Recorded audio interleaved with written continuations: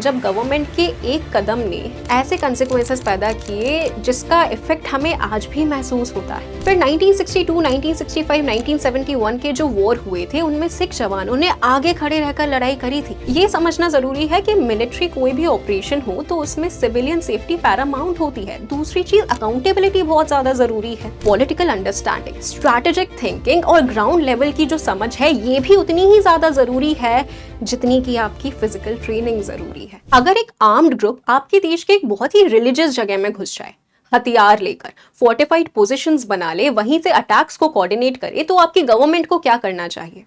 Negotiations सालों तक चलते रहे पर नेगोशिएशंस फेल हो गए, तो अब दूसरा ऑप्शन बचा था मिलिट्री एक्शन। पर जिस जगह की मैं बात कर रही हूँ वो एक ऐसे समुदाय का सबसे पाक घर था जिस समुदाय ने इस देश के लिए बहुत खून बहाया है। ये सिचुएशन आई थी जून 1984 में, जब गवर्नमेंट के एक कदम ने ऐसे कंसिक्वेंसेस पैदा किए जिसका इफेक्ट हमें आज भी महसूस होता है। मैं बात कर रही हूँ ऑपरेशन ब्लू स्टार की। जय हिंद एवरीवन, मेरा नाम डॉक्टर सौम्या गुप्ता है। चलिए सीखते हैं ऑपरेशन ब्लू स्टार की सीधी सच्ची कहानी। शुरुआत 1947, पार्टीशन। पंजाब दो भागों में बट गया, लाहौर गया, जमीन चली गई, परिवार बांटे गए, सिखों को बहुत तकलीफ, बहुत दुख पहुंचा था। फिर 1962, 1965, 1971 के जो वॉर हुए थे उनमें सिख जवानों ने आगे खड़े रहकर लड़ाई करी थी। देश को ग्रीन रिवॉल्यूशन दिया था, देश का पेट भरा था। पर पंजाब की कुछ डिमांड्स थी कि पंजाब को ही चंडीगढ़ मिले, रिवर के जो वाटर राइट्स हैं वो उनको मिले, पंजाबी स्पीकिंग जो एरियाज हैं वो रीऑर्गेनाइज हों।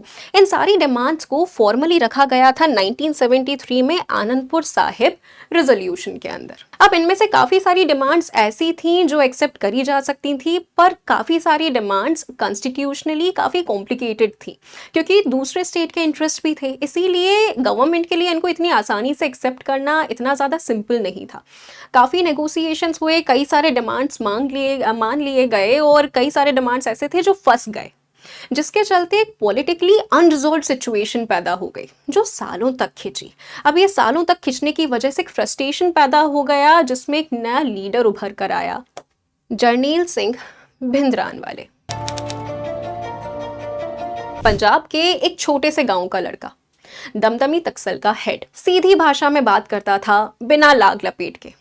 ऐसा यूथ जो ड्रग्स में फंसा हुआ था उनको ड्रग्स छोड़ने पे वापस लेकर आता था, सिखी सीखने पे लोगों को सिखाता था कि सिखी जियो। अब यहाँ पे बात आ जाती है कि स्टार्टिंग में तो लोग इसको बहुत पसंद किया करते थे, लेकिन बाद में जाकर इसके जो भाषण थे वो अलग रुख लेने लग गए। अब बात आने लग गई खालिस्तान की, एक अलग सिख देश। कई सारे इसके फॉलोअर्स जो थे उन्होंने हथियार उठा लिए। 1982 में भिंद्रानवाले अकाल तख्त में चला गया अपने आर्म्ड फॉलोअर्स के साथ में। अकाल तख्त क्या? ये है गोल्डन टेम्पल, यहाँ है अकाल तख्त, सेम कॉम्प्लेक्स में ये मौजूद है। आप यहाँ देखिए, ये गोल्डन टेम्पल, ये सामने अकाल तख्त। अकाल तख्त है क्या? सुप्रीम सीट है जस्टिस का सारे सिखों के लिए, यानी कि काफी ज्यादा इंपॉर्टेंस रखता है। अब भिंद्रानवाले यहाँ पे सारे आर्म्ड फॉलोअर्स को अपने लेकर आ गया था, वहीं से अपने बेस को ऑपरेट करना इसने चालू कर दिया।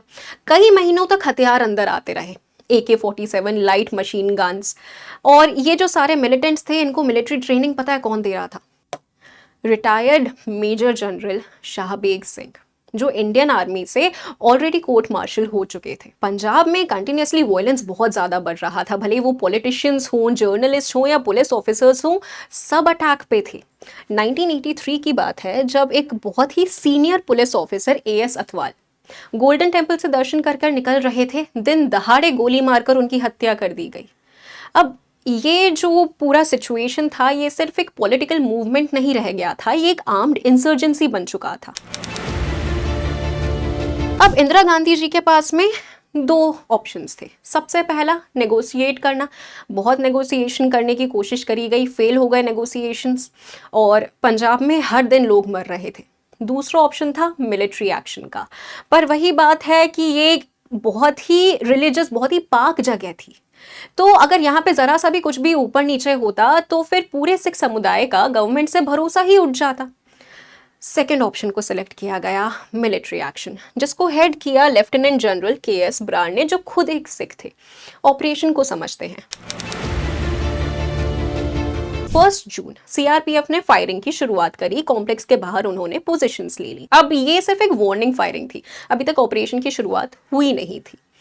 3 जून गुरु अर्जन देव का शहीदी दिवस। हजारों की तादाद में लोग आए थे पूरी दुनिया भर से, पर उन्हें नहीं पता था कि वो अंदर ही फंस जाएंगे। उसी रात को 36 आवर्स का कर्फ्यू लगा दिया गया पूरे अमृतसर में। ट्रेनें रोक दी गई, हाईवे रोक दिया गया और जो फोन लाइंस थी उनको कट कर दिया गया, यानी कि फिजिकली कट कर दिया था इस पोर्शन को इंडिया से। लोग वहां पे इतने सारे फंसे हुए थे। फिर जून 5 रात के 10 बजे करीब आर्मी ने कॉम्प्लेक्स के अंदर एंट्री करी। अब उनको लगा था कि ये एक बहुत ही क्विक ऑपरेशन होगा, पर ये एक बैटल में कन्वर्ट हो गया। वहाँ के जो मिलिटेंट्स थे उन्होंने बहुत ही ज़्यादा फोर्स के साथ में बहुत ही ज़्यादा स्ट्रॉन्गली इस चीज़ को रेजिस्टेंस प्रोवाइड किया था। अकाल तख्त जो था वो एक फोर्टिफाइड बंकर बन चुका था। इन्फेंट्री के जो सारे ऑपरेशंस थे वो फेल हो रहे थे, तो एक ऐसा फिर स्टेप लिया गया जो कि हाईली कॉन्ट्रोवर्शियल था। टैंक्स को अंदर भेजा गया, गोल्डन टेम्पल के अंदर टैंक्स भेजे गए। अकाल तख्त को काफ़ी ज़्यादा नुकसान पहुंचा और अंदर जो बहुत ही प्राइसलेस मैन्यूस्क्रिप्ट्स थे वो भी जलकर खाक हो गए। 6 जून को शाहबेग सिंह और भिंद्रान वाले दोनों की डेथ हो गई, यानी कि टेक्निकली ऑपरेशन ख़त्म हो गया था। पर अगर मैं कैजुअलिटीज़ की बात करूं तो ऑफिशियली अगर एस्टिमेट्स देखे जाएं तो 493 मिलिटेंट्स और सिविलियंस की डेथ हुई थी और 83 जवान भी शहीद हुए थे। अब ये तो सिर्फ ऑफिशियल फिगर्स हैं, असल जो फिगर है वो इनसे काफ़ी ज़्यादा हो सकता है। अब जो कॉन्सिक्वेंसेस थे अब वो शुरू हुए इसके बाद में।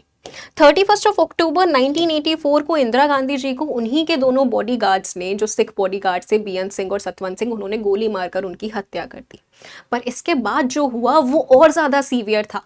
ऑल ओवर इंडिया में एंटी सिख राइट्स शुरू हो गए, हजारों सिखों की जान गई, पूरे परिवार तबाह हो गए, घर जलाए गए। ये जो पूरा सिनेरियो हुआ था ये all over the world Sikh community के लिए एक ऐसे घाव की तरह उन्हें फील हुआ जो कि भरा नहीं जा सकता। अब इससे हमें क्या सीखने को मिलता है? सबसे पहली चीज कि टाइमिंग बहुत ज्यादा जरूरी है और कोलैटरल डैमेज को समझना बहुत जरूरी है, क्योंकि गुरु अर्जन देव का शहीदी दिवस था, यानी कि एक बहुत ही बड़ा मिसकैलकुलेशन था, क्योंकि बहुत सारे सिविलियंस अंदर फंसे हुए थे। ये समझना जरूरी है कि मिलिट्री कोई भी ऑपरेशन हो तो उसमें सिविलियन सेफ्टी पैरामाउंट होती है। दूसरी चीज अकाउंटेबिलिटी बहुत ज्यादा जरूरी है। 1984 में जो राइट्स हुए थे उसके कल्प्रिट्स को बहुत वक्त लग गया सजा देने में, सालों तक उनको सजा नहीं मिली।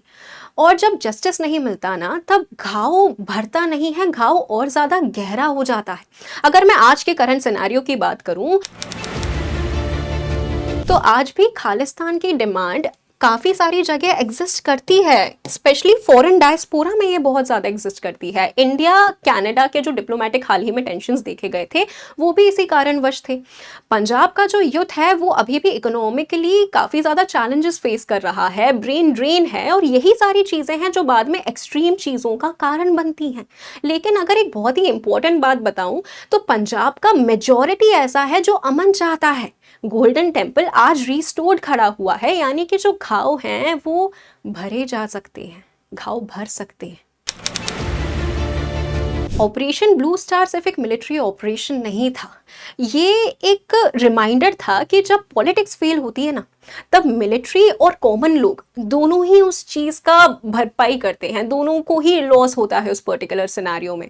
यानी कि पॉलिटिकल अंडरस्टैंडिंग, स्ट्रैटेजिक थिंकिंग और ग्राउंड लेवल की जो समझ है ये भी उतनी ही ज़्यादा ज़रूरी है जितनी कि आपकी फिजिकल ट्रेनिंग ज़रूरी है। तो इसी के साथ में बस आखिर में मैं यही बोलना चाहूँगी कि आपको हर एस्पेक्ट से सोचने की आवश्यकता होती है। आप डिफेंस में जा रहे हैं, इन सारी चीज़ों की समझ आपके लिए बहुत ज़्यादा ज़रूरी है। जय हिंद।